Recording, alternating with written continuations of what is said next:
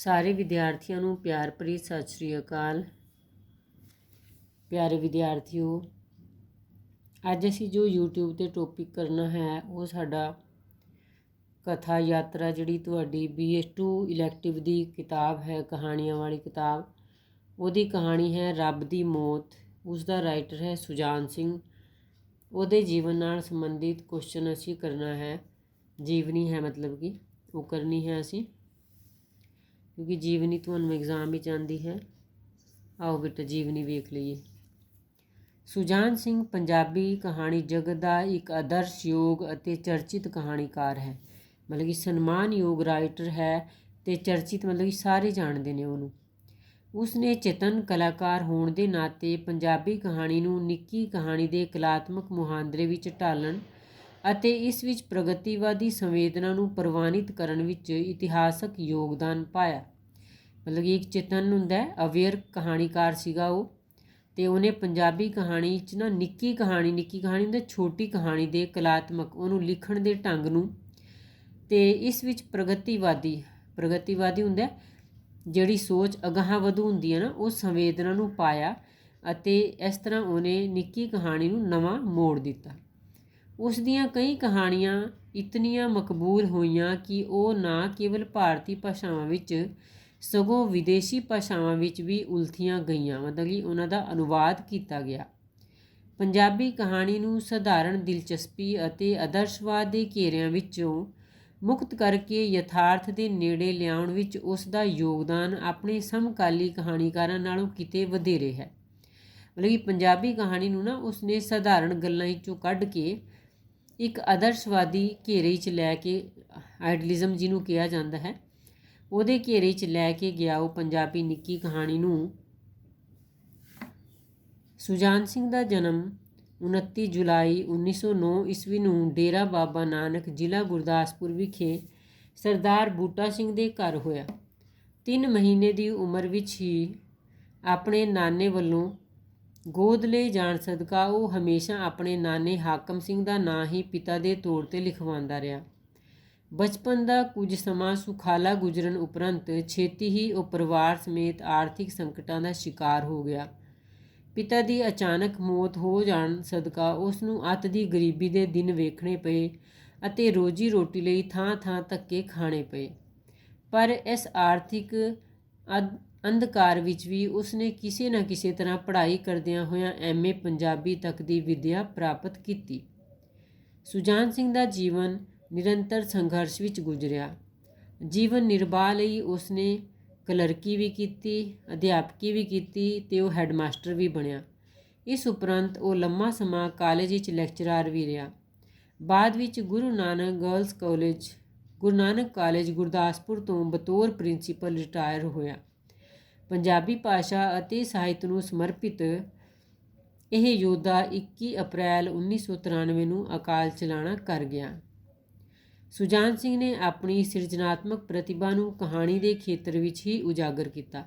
ਮਤਲਬ ਕਿ ਜਿਸ ਤਰ੍ਹਾਂ ਜਿਹੜੇ ਬਾਕੀ ਕਹਾਣੀਕਾਰ ਨੇ ਉਹ ਨਾਵਲ ਵੀ ਲਿਖਦੇ ਨੇ, ਨਾਟਕ ਵੀ ਲਿਖਦੇ ਨੇ, ਪਰ ਸੁਜਾਨ ਸਿੰਘ ਨੇ ਜੋ ਹੈ ਬਹੁਤੀਆਂ ਕਹਾਣੀਆਂ ਹੀ ਲਿਖੀਆਂ। ਉਸ ਦੀ ਸਾਹਿਤਕ ਕਿਰਤਾਂ ਦਾ ਵੇਰਵਾ ਇਸ ਪ੍ਰਕਾਰ ਹੈ। ਕਹਾਣੀ ਸੰਗ੍ਰਹਿ ਉਹਦੇ ਕਿਹੜੇ ਨੇ? ਦੁੱਖ ਸੁੱਖ ਤੋਂ ਪਿੱਛੋਂ, ਸਭ ਰੰਗ, ਡੇਢ ਆਦਮੀ, ਨਰਕਾਂ ਦੇ ਦੇਵਤੇ, ਮਨੁੱਖ ਅਤੇ ਪਸ਼ੂ, ਸਵਾਲ ਜਵਾਬ, ਕਲਗੀ ਦੀਆਂ ਅਣੀਆਂ। ਸੁਜਾਨ ਸਿੰਘ ਦੀਆਂ ਕਹਾਣੀਆਂ ਹੇਠਲੀ ਮੱਧ ਸ਼੍ਰੇਣੀ ਕਿਰਤੀ ਸ਼੍ਰੇਣੀ ਦੇ ਜੀਵਨ ਦੀਆਂ ਕਠਿਨਾਈਆਂ, ਥੁੜਾਂ, ਵਿਸਾਦ, ਲੋਟੂ ਸ਼੍ਰੇਣੀ ਹੁੰਦਾ ਜੋ ਲੁੱਟਦੇ ਨੇ ਗਰੀਬਾਂ ਨੂੰ, ਦੇ ਜ਼ੋਰ ਜ਼ੁਲਮ ਨੂੰ ਪ੍ਰਦਰਸ਼ਿਤ ਕਰਦੀਆਂ ਨੇ। ਉਸ ਦੀਆਂ ਬਹੁਤੀਆਂ ਕਹਾਣੀਆਂ ਵਿੱਚ ਹੇਠਲੀ ਮੱਧ ਸ਼੍ਰੇਣੀ ਦੇ ਜੀਵਨ ਨੂੰ ਕਰੁਣਾਮਈ ਢੰਗ ਨਾਲ ਪੇਸ਼ ਕੀਤਾ ਗਿਆ ਹੈ ਅਤੇ ਇਸ ਵਰਗ ਪ੍ਰਤੀ ਪਾਠਕਾਂ ਦੀ ਹਮਦਰਦੀ ਪੈਦਾ ਜੋ ਹੈ ਉਹ ਸੁਜਾਨ ਸਿੰਘ ਨੇ ਹੀ ਕੀਤੀ। ਅਤੇ ਸਰਮਾਏਦਾਰੀ ਸ਼੍ਰੇਣੀ ਦੀਆਂ ਸਵਾਰਥੀ ਬਿਰਤੀਆਂ, ਸਰਮਾਏਦਾਰੀ ਹੁੰਦਾ ਜਿਨ੍ਹਾਂ ਦਾ ਸਾਰੇ ਹੀ ਜਿਵੇਂ ਆਰਥਿਕਤਾ ਦਾ ਜਿਹੜਾ ਸਾਰਾ ਕੁਝ ਹੁੰਦਾ ਨਾ ਉਹਨਾਂ ਦਾ ਜਿਹਦੇ ਉੱਤੇ ਕਬਜ਼ਾ ਹੁੰਦਾ ਨਾ, ਜਿਵੇਂ ਜੋ ਅਮੀਰ ਲੋਕ ਹੁੰਦੇ ਨੇ ਉਹਨਾਂ ਦਾ ਫੈਕਟਰੀਆਂ 'ਤੇ ਕਬਜ਼ਾ ਹੈ, ਹੋਰ ਵੱਡੇ ਜ਼ਮੀਂਦਾਰ ਨੇ ਉਹ ਦੂਜੇ ਮਜ਼ਾਰਿਆਂ ਨੂੰ ਰੱਖਦੇ ਨੇ ਆਪਣੇ ਉੱਥੇ ਕੰਮ ਕਰਨ ਲਈ। ਉਹਨਾਂ ਦੀ ਸਵਾਰਥੀ ਬਿਰਤੀਆਂ ਦੇ ਕੋਹਜ ਨੂੰ ਉਹਨੇ ਨੰਗਾ ਕੀਤਾ ਹੈ ਤੇ ਇਹ ਕਹਾਣੀਆਂ ਜਿਹੜੀਆਂ ਨੇ ਜਾਬਰ ਸ਼੍ਰੇਣੀ ਨੂੰ ਲੁੱਟ ਖਸੁੱਟ ਅਤੇ ਜ਼ੋਰ ਜ਼ੁਲਮ ਕਰਨ ਵਾਲੇ ਕਟਘਰੇ ਵਿੱਚ ਦੋਸ਼ੀ ਵਜੋਂ ਖੜਾ ਕਰਕੇ ਪੰਜਾਬੀ ਕਹਾਣੀ ਵਿੱਚ ਨਵੀਂ ਸਮਰੱਥਾ ਉਜਾਗਰ ਕਰਦੀਆਂ ਹਨ। ਉਸ ਦੀ ਅਜਿਹੀ ਰਚਨਾ ਦ੍ਰਿਸ਼ਟੀ ਸਦਕਾ ਹੀ ਵਿਦਵਾਨ ਆਲੋਚਕਾਂ ਨੇ ਉਸ ਨੂੰ ਪੰਜਾਬੀ ਦਾ ਪ੍ਰਮਾਣਿਕ ਪ੍ਰਗਤੀਵਾਦੀ ਕਹਾਣੀਕਾਰ ਮੰਨਿਆ ਹੈ, ਜੋ ਪ੍ਰਗਤੀਵਾਦ ਦੀ ਗੱਲ ਕਰਦਾ ਹੈ। ਘਟਨਾ ਪ੍ਰਧਾਨ ਅਤੇ ਵਸਤੂ ਪ੍ਰਧਾਨ ਕਹਾਣੀਆਂ ਸਿਰਜਣ ਅਤੇ ਕਹਾਣੀਆਂ ਵਿਚਲੇ ਯਥਾਰਥ ਨੂੰ ਭਾਵੁਕ ਪੱਧਰ 'ਤੇ ਬਿਆਨ ਕਰਨ ਵਿੱਚ ਉਹ ਉਸਤਾਦ ਕਹਾਣੀਕਾਰ ਹੈ। ਜਿਹੜੀ ਉਹਦੀ ਕਹਾਣੀ ਦੀਆਂ ਘਟਨਾਵਾਂ ਨੇ ਨਾ, ਉਹਨਾਂ ਨੂੰ ਸਿਰਜਣ ਵਿੱਚ ਅਤੇ ਉਹਨਾਂ ਵਿਚਲੇ ਯਥਾਰਥ ਨੂੰ, ਰਿਐਲਿਟੀ ਨੂੰ ਪੇਸ਼ ਕਰਨ ਵਿੱਚ ਮਤਲਬ ਕਿ ਸੁਜਾਨ ਸਿੰਘ ਕਮਾਲ ਕਰਦਾ ਹੈ। ਐਨੀ ਬੇਟਾ ਜੋ ਹੈ ਇਹ ਤਾਂ ਤੁਹਾਡੀ ਜੀਵਨੀ ਤੱਕ ਕੰਮ ਆਏਗੀ। ਅਤੇ ਇਹਦੇ ਤੋਂ ਬਾਅਦ ਵਾਲਾ ਜਿਹੜਾ ਹੁਣ ਪੋਰਸ਼ਨ ਹੈ ਉਹ ਜੋ ਹੈ, ਜਦੋਂ ਤੁਸੀਂ ਰੱਬ ਦੀ ਮੌਤ ਇਹਦੀ ਲਿਖੀ ਜਿਹੜੀ ਕਹਾਣੀ ਤੁਹਾਨੂੰ ਲੱਗੀ ਹੋਈ ਹੈ ਉਹਦੀ ਸਾਹਿਤਕ ਪੜਚੋਲ ਕਰੋਗੇ, ਉਹਦੇ ਲਈ ਤੁਹਾਡਾ ਅਗਲਾ ਮੈਟਰ ਹੈ। ਇਸ ਸੰਗ੍ਰਹਿ ਵਿਚਲੀ ਕਹਾਣੀ ਰੱਬ ਦੀ ਮੌਤ ਸੁਜਾਨ ਸਿੰਘ ਦੀਆਂ ਚਰਚਿਤ ਕਹਾਣੀਆਂ ਵਿੱਚੋਂ ਇੱਕ ਹੈ। ਉਸ ਦੇ 7 ਸੁਰਾਂ ਕਹਾਣੀ ਸੰਗ੍ਰਹਿ ਵਿੱਚ ਸ਼ਾਮਿਲ ਹੈ। ਮਤਲਬ ਕਿ ਸ਼ੋਰਟ ਕੁਐਸਚਨ ਤੁਹਾਨੂੰ ਆ ਜਾਂਦਾ ਹੈ ਕਿ ਰੱਬ ਦੀ ਮੌਤ ਜਿਹੜੀ ਕਹਾਣੀ ਹੈ ਨਾ, ਕਿਹੜੇ ਕਹਾਣੀ ਸੰਗ੍ਰਹਿ ਵਿੱਚੋਂ ਲਈ ਗਈ ਹੈ? ਇਹ 7 ਸੁਰਾਂ ਕਹਾਣੀ ਸੰਗ੍ਰਹਿ ਵਿੱਚੋਂ ਲਈ ਗਈ ਹੈ। ਇਹ ਕਹਾਣੀ ਗਰੀਬ ਮਜ਼ਦੂਰ ਰੇਸ਼ਮੋ ਦੇ ਪਰਿਵਾਰ ਦੇ ਢਿੱਡ ਦੀ ਭੁੱਖ ਅਤੇ ਕਾਰਖਾਨੇਦਾਰ ਦੀ ਜਿਨਸੀ ਭੁੱਖ ਵਿੱਚੋਂ ਆਪਣਾ ਰੂਪ ਸਿਰਜਦੀ ਹੈ। ਨਿਮਨ ਸ਼੍ਰੇਣੀ ਪੇਟ ਦੀ ਭੁੱਖ ਮਿਟਾਉਣ ਲਈ ਸਰਮਾਏਦਾਰਾਂ ਦੀ ਸ਼ਰਨ ਵਿੱਚ ਜਾਣ ਲਈ ਮਜਬੂਰ ਹੈ। ਮਤਲਬ ਕਿ ਗਰੀਬ ਲੋਕ ਜਿਹੜੇ ਹੁੰਦੇ ਨੇ ਨਾ, ਉਹ ਫੈਕਟਰੀਆਂ 'ਚ ਜਾਂ ਹੋਰ ਕਿਤੇ ਕੰਮ ਕਰਨ ਲਈ ਮਜਬੂਰ ਹੁੰਦੇ ਨੇ। ਪਰ ਇਹ ਸਰਮਾਏਦਾਰੀ ਕਿਰਤੀ ਸ਼੍ਰੇਣੀ ਦਾ ਖੂਨ ਚੂਸਣ ਤੱਕ ਹੀ ਆਪਣਾ ਸਵਾਰਥ ਸੀਮਿਤ ਨਹੀਂ ਰੱਖਦੇ, ਸਗੋਂ ਮੌਕਾ ਭਾਂਫਦਿਆਂ ਹੀ ਇਸ ਸ਼੍ਰੇਣੀ ਦੀ ਇੱਜ਼ਤ ਆਬਰੂ ਨਾਲ ਖੇਡਣ 'ਚ ਆਪਣਾ ਅਧਿਕਾਰ ਸਮਝਦੇ ਹਨ। ਸਥਿਤੀ ਦੀ ਤਰਾਸਦੀ ਇਸ ਸੰਕਟ ਵਿੱਚ ਛਿਪੀ ਹੋਈ ਹੈ ਕਿ ਕਈ ਵਾਰ ਕਿਰਤੀ ਵਰਗ ਦੇ ਹੀ ਕੁਝ ਲੋਕ ਸਰਮਾਏਦਾਰੀ ਨੂੰ ਖੁਸ਼ ਕਰਨ ਲਈ ਆਪਣੇ ਹੀ ਵਰਗ ਨਾਲ ਹੋ ਰਹੇ ਜ਼ੁਲਮਾਂ ਵਿੱਚ ਹਾਵੀ ਸ਼੍ਰੇਣੀ ਨਾਲ ਸ਼ਰੀਕ ਹੋ ਜਾਂਦੇ ਹਨ। ਰੱਬ ਦੀ ਮੌਤ ਕਹਾਣੀ ਵਿਚਲੀ ਨਾਇਕਾ ਰੇਸ਼ਮੋ ਦਾ ਇੱਕ ਗਰੀਬ ਮਜ਼ਦੂਰ ਕੁੜੀ ਦੀ ਇਹ ਦਾਸਤਾਨ ਹੈ, ਜੋ ਆਪਣੇ ਪਰਿਵਾਰ ਦਾ ਢਿੱਡ ਭਰਨ ਲਈ ਮਜ਼ਦੂਰਨ ਬਣ ਕੇ ਕਾਰਖਾਨੇਦਾਰ ਦੀ ਸ਼ਰਨ ਲੈਂਦੀ ਹੈ। ਕਾਰਖਾਨੇਦਾਰ ਦੇ ਮੁੰਡੇ ਦੀ ਅੱਖ ਰੇਸ਼ਮੋ ਦੇ ਜੋਬਨ 'ਤੇ ਟਿਕੀ ਹੋਈ ਹੈ। ਕਾਰਖਾਨੇ ਦਾ ਰਾਖਾ, ਇੰਜੀਨੀਅਰ, ਬਾਬੂ, ਫਿੱਟਰ ਅਤੇ ਹੋਰ ਮੁਲਾਜ਼ਮ ਰੇਸ਼ਮੋ ਦਾ ਸ਼ਿਕਾਰ ਕਰਨ ਲਈ ਜਾਲ ਬੁਣਦੇ ਹਨ ਅਤੇ ਤਾਂ ਜੋ ਸ਼ਿਕਾਰ ਵਿੱਚ ਫੈਕਟਰੀ ਦੇ ਰੱਬ ਕੌਣ ਹੈ? ਮਾਲਕ ਦੀ ਭੇਟ ਉਹਨੂੰ ਚੜ੍ਹਾਇਆ ਜਾ ਸਕੇ। ਕਹਾਣੀਕਾਰ ਅਜਿਹੇ ਹੱਥ ਠੋਕਿਆਂ ਨੂੰ ਗਿੱਦੜ ਆਖਦਾ ਹੈ ਅਤੇ ਗਿੱਦੜ ਸਦਾ ਇਸ ਤਾਕ ਵਿੱਚ ਰਹਿੰਦੇ ਹਨ ਕਿ ਸ਼ੇਰ ਕੋਈ ਸ਼ਿਕਾਰ ਮਾਰੇ ਅਤੇ ਉਸ ਦਾ ਜੂਠਾ ਰੱਤ ਪਿੱਤ ਅਸੀਂ ਵੀ ਚੱਟੀਏ। ਕਹਾਣੀਕਾਰ ਦੀ ਮਹਾਨਤਾ ਇਸ ਤੱਥ ਵਿੱਚ ਛਿਪੀ ਹੋਈ ਹੈ ਕਿ ਕਹਾਣੀ ਦੀ ਨਾਇਕਾ ਰੇਸ਼ਮੋ